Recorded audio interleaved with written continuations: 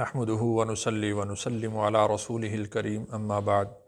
فاعوذ باللہ السمیع العلیم من الشیطان الرجیم بسم اللہ الرحمن الرحیم۔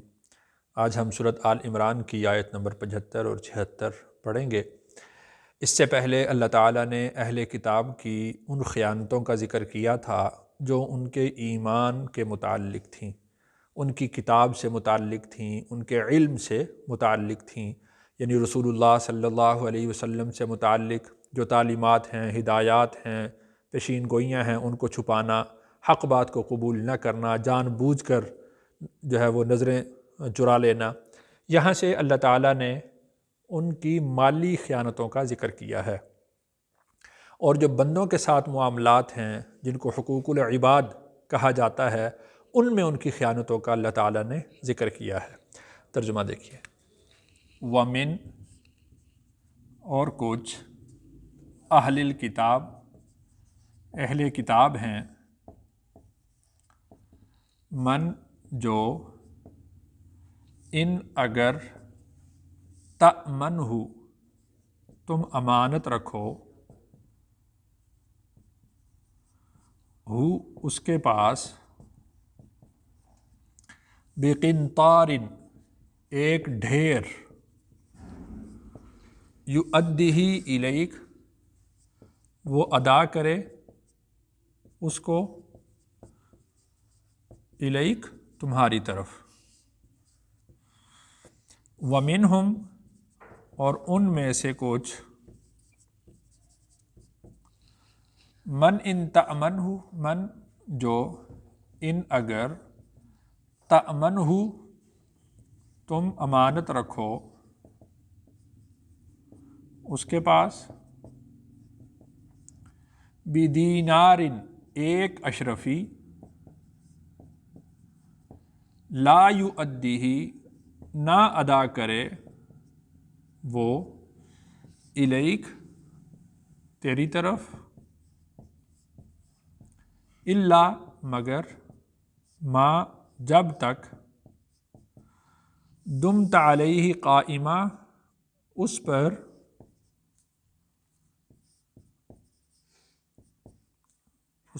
کھڑا رہے تو، ذالک یہ، بأنہم اس لیے کہ وہ، قالو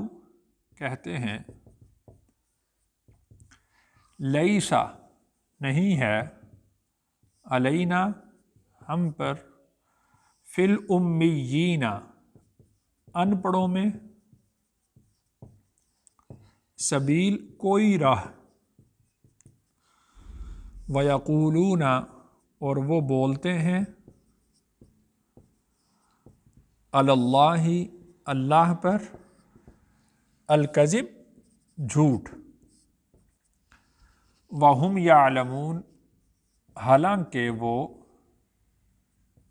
جانتے ہیں۔ تو یہاں سے اللہ تعالیٰ نے ان کی مالی خیانتوں کا ذکر کیا ہے۔ دین کے معاملے میں، علم کے معاملے میں تو ان کی خیانت کا اللہ نے پہلے ذکر کر دیا۔ اب یہاں پر دو طرح کے لوگوں کا اللہ نے ذکر کیا۔ اہل کتاب میں سے کچھ لوگ ایسے ہیں کہ اگر آپ ان کے پاس ایک بہت بڑا مال کا ڈھیر بھی امانت رکھوا دیں تو اس میں وہ خیانت نہیں کرتے، اور کچھ لوگ ایسے ہیں کہ جن کے پاس آپ ایک اشرفی، ایک دینار، ایک سونے کا سکہ امانت رکھوا دیں تو اس میں بھی خیانت کا سوچیں، وہ بھی آپ کو ادا نہ کریں، الا ما دمت علیہ قائمہ مگر یہ کہ آپ اس پر کھڑے رہیں۔ تو دیکھیے کہ قرآن مجید نے جو اہل کتاب میں سے اچھے وصف کا آدمی تھا اس کے وصف کو ذکر کیا ہے، اور جو اس میں برے وصف کا آدمی تھا اللہ نے اس کے برے وصف کو ذکر کر دیا۔ تو یہ قرآن مجید کی وسعت ہے جو ہمیں یہ سبق دیتی ہے کہ اگر کسی کا اچھا وصف ہو تو اس کے اچھے وصف کو قبول کرنا چاہیے، اس کو بیان کرنا چاہیے۔ اچھے وصف کو قبول کرنے کا مطلب ہرگز یہ نہیں ہوتا کہ وہ عند اللہ بھی مقبول ہے، بلکہ اچھے وصف کو قبول کرنے کا مطلب یہ ہوتا ہے کہ اس کی اس اچھائی کو دیکھ کر یہ امید لگائی جا سکتی ہے کہ وہ پورے کے پورے دین کے اندر داخل ہو جائے، پوری اچھائی کو قبول کر لے، اور پوری اچھائی اللہ کی اطاعت ہے۔ حضرت عبداللہ ابن عباس رضی اللہ عنہ فرماتے ہیں کہ حضرت عبداللہ بن سلام رضی اللہ عنہ جو یہود کے ایک بڑے عالم تھے، ان کے پاس کسی نے 1200 دینار امانت رکھوائی، تو جیسے ہی ان سے مطالبہ کیا گیا تو انہوں نے فوراً بلا پس و پیش اس کی امانت اس کے سپرد کر دی۔ اور دوسرا شخص فخاص بن عازورہ ایک یہودی تھا، اس کے پاس کسی نے 1 دینار امانت کے طور پر رکھوایا، تو جب اس سے امانت کا مطالبہ کیا تو وہ پس و پیش کرنے لگا، کل دے دوں گا، پرسوں دے دوں گا، اس طرح سے وہ اس کو تاخیر کرتا رہا، مؤخر کرتا رہا۔ اور پھر بڑے مدت کے بعد، بڑی دیر کے بعد، بڑی مشکل سے اس نے وہ امانت ادا کی۔ تو یہ جو پہلی آیت کا حصہ ہے تو یہ عبداللہ بن سلام رضی اللہ عنہ کے بارے میں ہے، اور آیت کا جو دوسرا حصہ ہے یہ فخاص بن عازورہ کے بارے میں ہے۔ اب دیکھیے کہ جو حضرت عبداللہ بن سلام تھے، جو شخص مال کے اندر خیانت نہیں کر رہا وہ علم میں بھی خیانت نہیں کرے گا۔ جب وہ علم میں خیانت نہیں کرے گا تو اس کا مطلب یہ ہے کہ اس کا باطن پاک ہے۔ تو اللہ تعالیٰ نے اس کو، حضرت عبداللہ بن سلام رضی اللہ عنہ کو ایمان کی دولت سے نوازا، وہ مسلمان ہو گئے۔ اور فخاص بن عازورہ جو 1 دینار پر اپنے ایمان کو بیچ بیٹھا، 1 دینار پر بھی وہ خیانت کرنے لگا، تو ایسے لوگوں کو اللہ تعالیٰ ہدایت بھی عطا نہیں فرماتے۔ اور یہ اس لیے کہ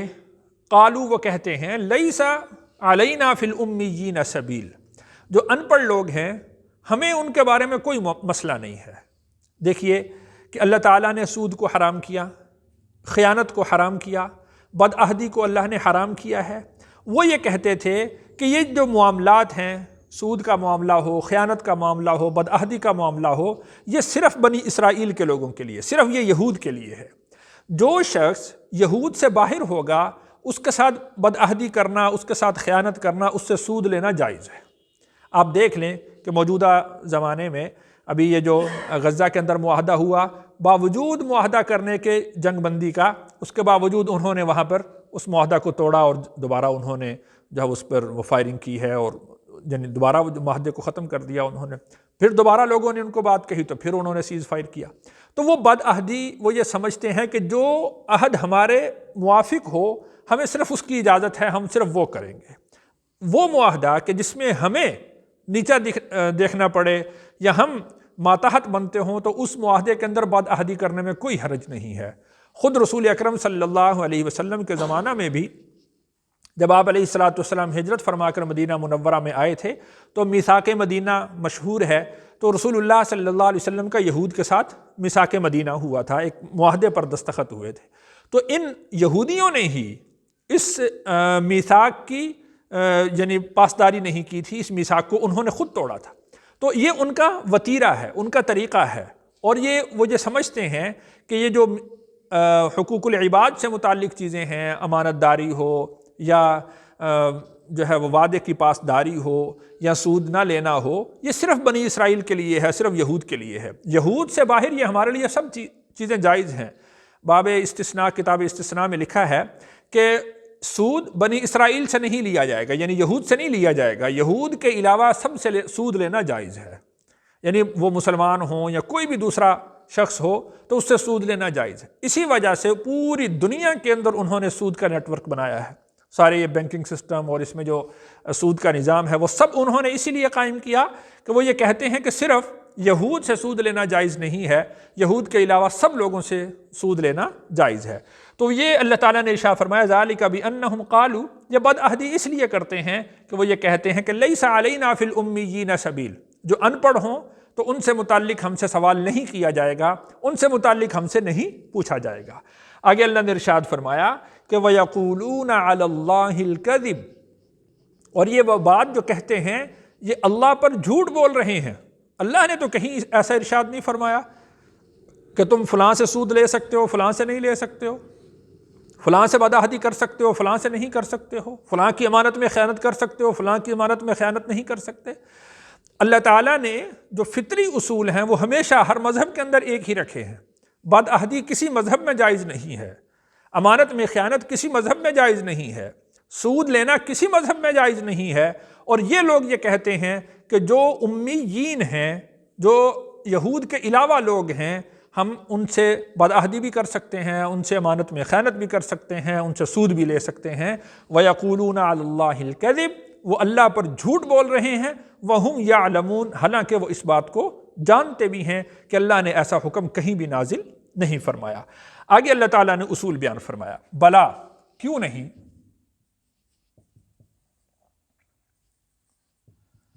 من جو اوفا پورا کرے، بعہدہ اپنے عہد کو، اپنے وعدہ کو، واتقی اور تقوی اختیار کرے، فإن اللہ، تو بے شک اللہ، یحب، پسند کرتے ہیں، المتقین، پرہیزگاروں کو۔ تو یوں سمجھ لیجئے کہ بلا من اوفا بعہدہ، آیت کے اس حصہ کے اندر اللہ تعالیٰ نے حقوق العباد کو بیان کر دیا ہے کہ جو لوگ بندوں کے حقوق کو پورا کرتے ہیں، بندوں کے وعدوں کو پورا کرتے ہیں، اور واتقا میں اللہ نے اپنے حقوق بیان کر دیے ہیں، اللہ سے ڈرتا رہے، جو حقوق اللہ ہیں ان کو پورا کرے، ان کی پاسداری کرے، فإن اللہ یحب المتقین، تو اس کا نتیجہ یہ ہوگا کہ اللہ تعالیٰ ایسے لوگوں کو پسند فرماتے ہیں، اور یہ لوگ ہوتے ہیں جو اللہ کے محبوب ہوتے ہیں۔ تو اس لحاظ سے یہ دیکھیے کہ ہمیں اپنے دین کے معاملے میں اور دنیا کے معاملے میں، دونوں معاملات کے اندر اللہ کے احکامات کو دیکھ کر اس کو پورا کرنا ہے۔ یعنی یوں نہ سمجھ لیا جائے کہ جو ہماری عبادات ہیں، نماز ہے، روزہ ہے، حج ہے، زکوٰۃ ہے، بس ہم ان کے ذریعے سے ہی وہ متقی بن سکتے ہیں، ان کو ادا کرنے سے، قطعاً ایسا نہیں ہے۔ جب تک کہ ہم حقوق اللہ اور حقوق العباد کی پاسداری نہیں کریں گے، اس وقت تک ہم اللہ کی نظر میں متقی نہیں ہو سکتے اور اللہ کے محبوب بھی نہیں بن سکتے۔ اللہ تعالیٰ سے دعا ہے اللہ تعالیٰ مجھے اور آپ کو اپنے محبوب بندوں میں شامل فرمائے۔